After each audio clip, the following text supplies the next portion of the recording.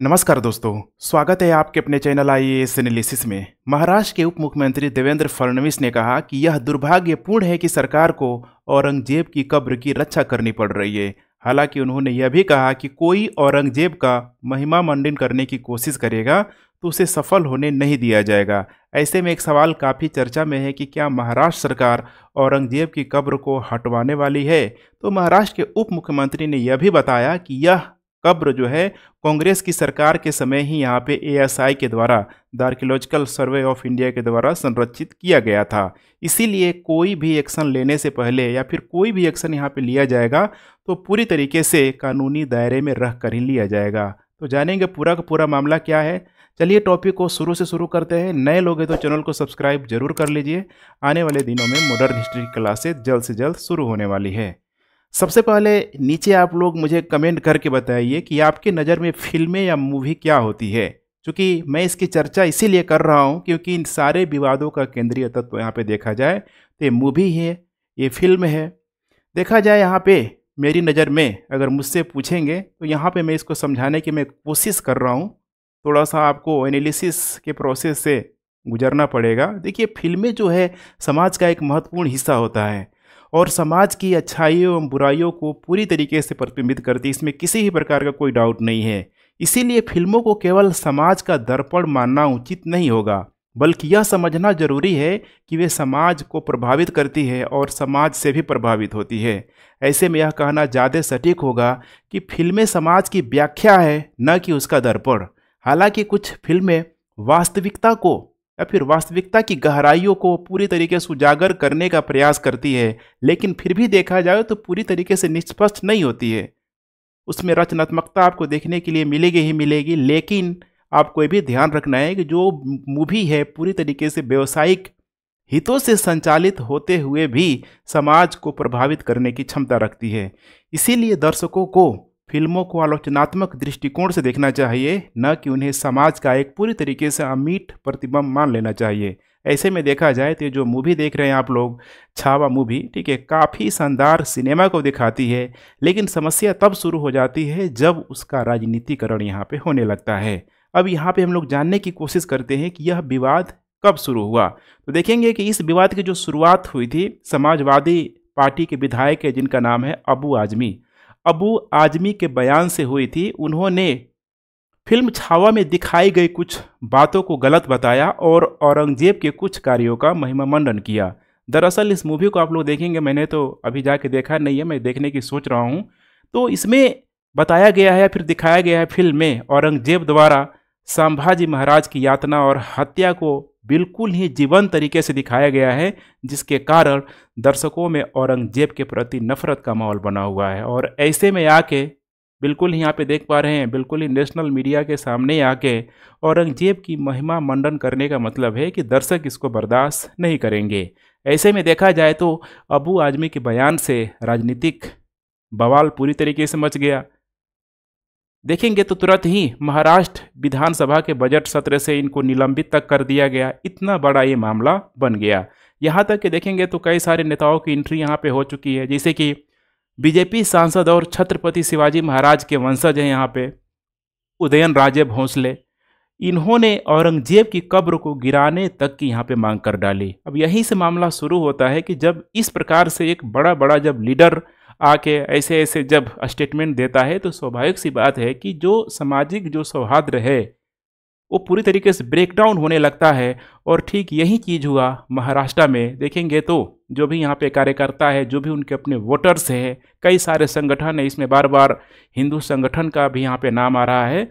अब यहाँ पे प्रदर्शन होना शुरू हो गया। देखेंगे तो आई थिंक सोमवार या मंगलवार को देखेंगे तो पूरी तरीके से नागपुर में हिंसा भड़क गई। इस हिंसा की प्राथमिक वजह यही बताई जा रही है कि विश्व हिंदू परिषद के कार्यकर्ताओं ने छत्रपति संभाजी नगर जिले में, जो कि उसका पुराना नाम औरंगाबाद है, यहाँ पे उसी जिले में स्थित मुगल सम्राट औरंगजेब की कब्र को हटाने की मांग को लेकर प्रदर्शन किया गया था, जिसके दौरान बताया जा रहा है कि कथित रूप से जो चादर जलाने की अफवाहें तक यहाँ पे फैला दी गई। स्वाभाविक सी बात है कि अब यहाँ पे रिटेलिएशन यहाँ पे होगा ही होगा। दोनों पक्षों में देखेंगे तो हिंसा पूरी तरीके से भड़क उठी। महिला पुलिसों तक के साथ यहाँ पे बदसलूकी यहाँ पे की गई, जो कि काफ़ी एक तरीके से देखा जाए तो निंदनीय है। इसको लेके यहाँ पे महाराष्ट्र साइबर क्राइम ब्रांच भी यहाँ पे हरकत में आई। यहाँ पे खासकर महाराष्ट्र जो साइबर जो ब्रांच है, इसके द्वारा यहाँ पे लंबा चौड़ा स्टेटमेंट यहाँ पे दिया गया कि विचाराधीन सामग्री जानबूझकर एक विशेष धार्मिक समूह की भावनाओं को ठेस पहुंचाने, सांप्रदायिक अशांति को भड़काने और राज्य में चल रही कानून व्यवस्था की स्थिति को और बढ़ाने के लिए तैयार की गई है। इसमें कहा गया है कि गहरी आस्थाओं का फायदा उठाकर ऐसी सामग्री जनता को भड़काने, इसके साथ साथ मतभेद पैदा करने और समुदायों के बीच विभाजन को गहरा करने का प्रयास करती है। साथ साथ इसमें यह भी बताया गया कि अभी तक 69 लोगों को, सोचिए 69 लोगों को यहाँ पे गिरफ्तार कर लिया गया है, जिसमें हिंदू और मुस्लिम दोनों कम्युनिटी से बिलोंग करते हैं। साथ में यह भी बताया गया कि सूचना प्रौद्योगिकी अधिनियम 2000 की धारा यहाँ पे 79(3)(b) के तहत नोटिस जारी कर दिया गया है, ताकि इस तरह की सामग्री को सोशल मीडिया से तुरंत हटाया जा सके, ताकि जल्द से जल्द यहाँ पे हिंसा को रोका जा सके, हिंसा पे काबू पाया जा सके। अब यहाँ पे देख पा रहे हैं देवेंद्र फडणवीस के द्वारा भी यहाँ पे स्टेटमेंट दिया गया कि आज महाराष्ट्र में छावा फिल्म के जरिए छत्रपति संभाजी महाराज का सच्चा इतिहास सभी के सामने लाया गया, लेकिन उसके बाद राज्य में लोगों की भावनाएं भी भड़क उठी है और औरंगजेब के बारे में जो गुस्सा है वो बाहर आ रहा है। यह सभी चीज़ें अपनी जगह है, लेकिन महाराष्ट्र में कानूनी व्यवस्था बनाए रखना जरूरी है। वहीं यहाँ पे कांग्रेस नेता विजय वेडेट्टीवार ने कहा कि नागपुर बहुत शांतिपूर्ण शहर है, लेकिन सत्तारूढ़ पार्टी का समर्थन करने वाले संगठनों द्वारा इस पर हमला किया जा रहा है। यह सब कैबिनेट में शामिल मंत्रियों की वजह से, जिन्होंने बेतुके बयान दिए हैं। मुख्यमंत्री को उन्हें कैबिनेट से हटा देना चाहिए। ऐसे में देखेंगे तो पूरी तरीके से पक्ष और विपक्ष, इसमें अलग अलग रिलीजन या फिर अलग अलग कम्युनिटी के पूरी तरीके से बड़े बड़े नेता तक शामिल है, जो इसको लेके कटाक्ष करते हुए नजर आ रहे हैं। अब यहाँ पे हम लोग थोड़ा बेसिक चीज़ों को जान लेते हैं औरंगजेब के बारे में, क्योंकि देखेंगे औरंगजेब का जो टाइम पीरियड है 1618 से लेके देखेंगे 3 मार्च 1707 तक है। हालांकि ये शासक बाद में जाके बनेगा। ये यहाँ पे डेट ऑफ बर्थ की तिथि है 4 नवंबर 1618 को। यहाँ पे आप लोग समझने के प्रयास कीजिए कि पूरी तरीके से जो इसका जो मकबरा है औरंगाबाद जिले के खुलदाबाद शहर में, यहीं पे आपको देखने के लिए मिल जाएगा। औरंगाबाद के खुलदाबाद शहर में स्थित, ठीक है, औरंगजेब की यहाँ पे कब्र है। क्योंकि औरंगा जो बाद नाम रखा गया है, औरंगजेब के नाम से यहाँ पे रखा गया है, जिसको अभी बदल दिया गया है, ठीक है, छत्रपति संभाजी महाराज के नाम पे यहाँ पे रख दिया गया है। तो ये जो औरंगजेब की कब्र है, औरंगाबाद जो जिला है, वहाँ से देखेंगे तो लगभग 24 किलोमीटर के आसपास, लगभग 15 मील की दूरी पर स्थित है, जिस जगह का नाम है यहाँ पे आपको देखने के लिए मिल जाएगा खुलदाबाद। इसी के आसपास आपको देखने के लिए मिल जाएगा औरंगाबाद शहर, जिसे अब देखा जाए तो आधिकारिक तौर पर छत्रपति संभाजी महाराज के नाम से यहाँ पे रख दिया गया है। औरंगजेब के बारे में कुछ बेसिक बातों की अगर हम लोग चर्चा करें तो छठा मुगल बादशाह औरंगजेब ने लगभग आधी शताब्दी तक, मैंने मोर देन 50 ईयर यहाँ पे देखा जाए तो भारतीय उपमहाद्वीप के बड़े हिस्से पर शासन किया।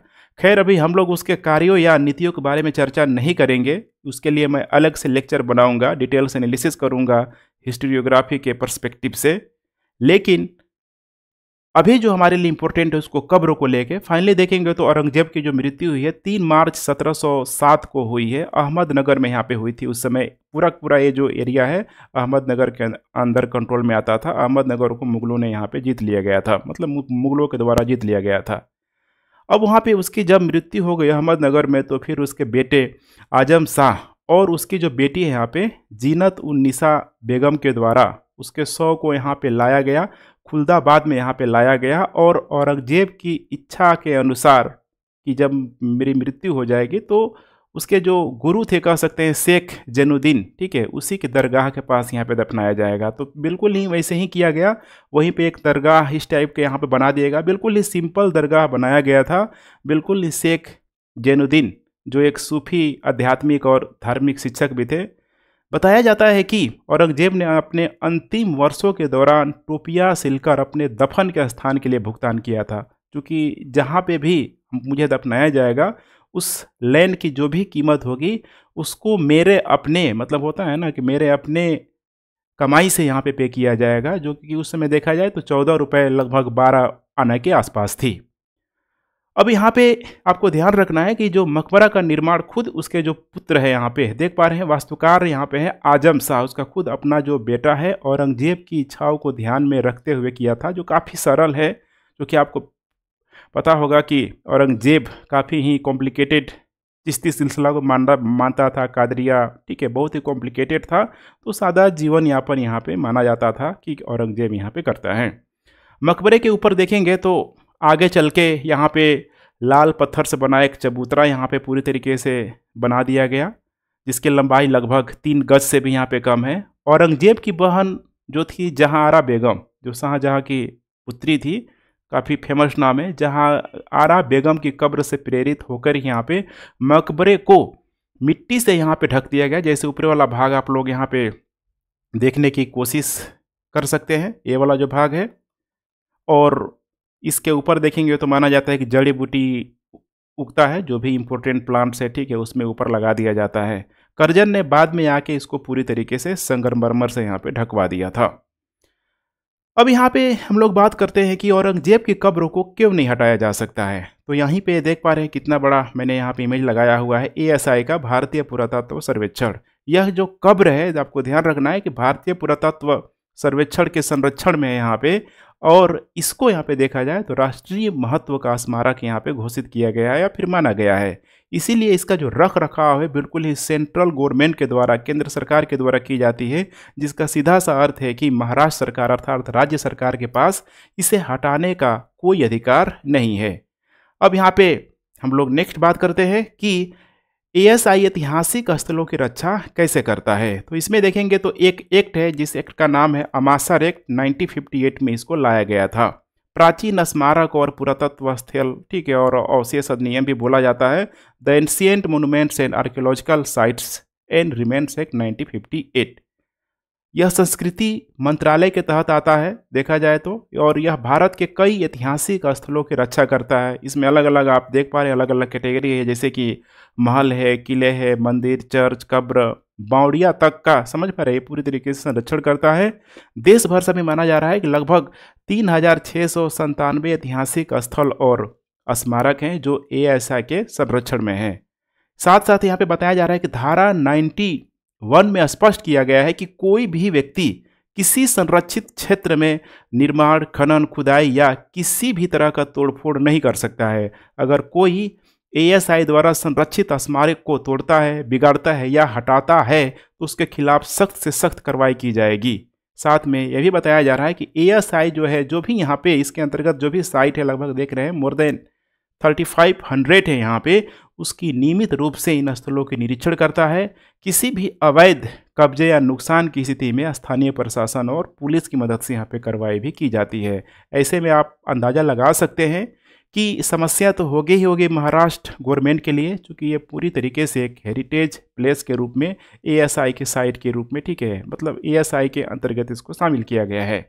अब ऐसे में सवाल उठता है कि क्या ASI किसी स्मारक को संरक्षण सूची से हटा सकता है? क्योंकि इसको अगर संरक्षण सूची से हटा देते हैं किसी भी साइट को यहाँ पे, तो फिर पूरी तरीके से देखा जाए तो कंट्रोल यहाँ पे रिमूव हो जाएगा।